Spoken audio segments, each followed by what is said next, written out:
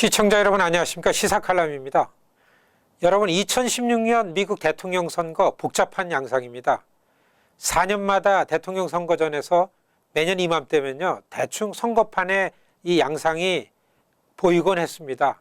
그런데 이번 대통령 선거는 아직 여러분 안개 속입니다.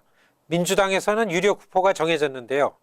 공화당은 의외의 후보들이 선전을 이어가기 때문에 정말 미궁 속입니다. 흑인 대통령을 냈을 때인 8년 전 2007년입니다. 이맘때 공화당 2명, 민주당 2명.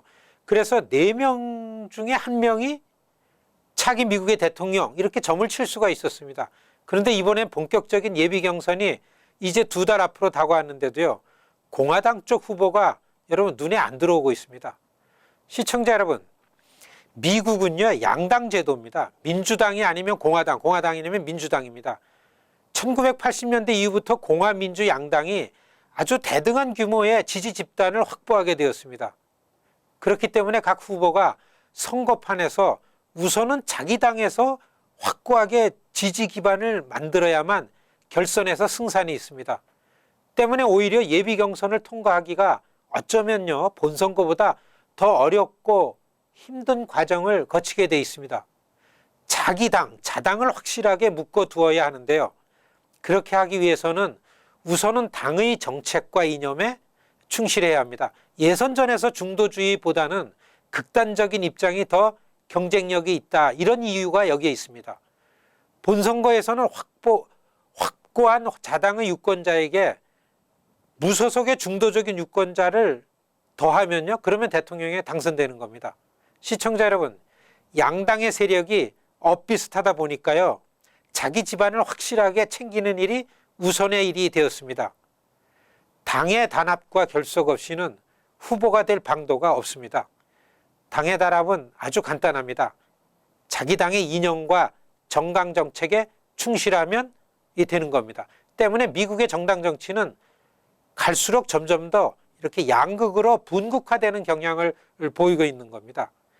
양당의 후보들은 경쟁적으로 지지 집단이 원하는 쟁점들을 아주 격하게 강력하게 주장하고 이와 같은 방식에서 지지자들로부터 여러분 선거 자금을 받아내고 지지자들을 선거판에 동원시키고 있습니다.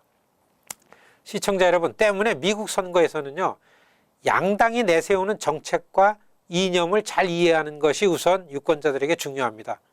2016년 대통령 선거전에서 미국 내 이슈로는요 이민 문제, 최저임금 문제, 가족계획 문제요, 과세 문제, 정부의 역할 문제요, 총기 규제, 인종 문제 이러한 것들이 지금 앞에 나와 있습니다.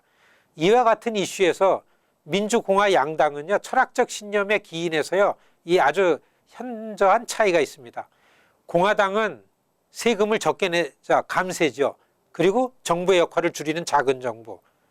낙태 안 됩니다. 반대합니다. 그리고 국경을 강화시키고요.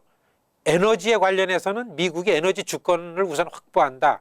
이런 주장을 합니다. 그러나 민주당은 정부의 역할을 점점 더 강화시켜야 되고 그리고서요. 소득 상위 1%는요. 세금을 더 걷어들이자. 낙태에 있어서는 여성의 권리를 보장한다. 불법 이민자의 합법을 정착시키자. 환경보호 등을 주장합니다. 또한 대외정책에서는요. 민주당은 오바마 현 정부의 정책을 그대로 계승하려고 하는 것에 비해서요. 공화당 후보들은요.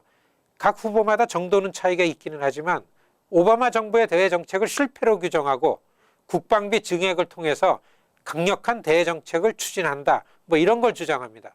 시청자 여러분. 그런데 지금 예비 경선 전에 양당 후보들을 보면요. 민주당 대선 후보로는 조직, 자급, 인력 이런 면에서 우위에 있는 힐러리 클린턴 후보가 아주 유력하게 점쳐지고 있는 그런 것에 비해서요. 공화당은 아직까지 아웃사이더 후보가 지지율의 큰 차이로 이 앞자리 선두를 달리고 있습니다. 지난번 파리의 테러 사건 이후에 대정책의 전문성을 갖고 있는 마르코 루비오 상원의원이죠.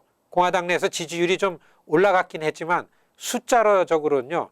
비정상으로 여겨지는 아시잖아요. 도널드 트럼프 후보가 계속 선두 자리에 있습니다. 여러분 그 누구도 차기 대통령을 트럼프로 예측하거나 기대하지는 않는다고 지금 주류 미디어가 토를 달고 있지만요. 여러분 아시겠지만 선거는 뚜껑을 열어보아야 하는 것이 맞습니다. 그래서 전 세계인들의 관심이 지금 미국의 공화당 후보가 누가 되는가 집중되어 있습니다. 그러나 미국 대통령 선거 역사를 보면요, 정당들은 대체로 주지사 경력이나 상원의원 경력이나 이런 정치권의 고위 인사들을 자기 당의 후보로 선출해 왔기 때문에 많은 전문가들은 기득권 정치의 지지를 받고 있는 마르코 루비오 상원의원을 최종적으로 공화당 대선 후보가 되지는 않을까, 이렇게 점치고 있습니다. 여러분, 지금 대선판의 상황이 이렇습니다. 우리도 선거판의 흐름을 놓치지 말고요, 관심을 갖고서 늘 잘 봐둬야 할 것입니다. 감사합니다.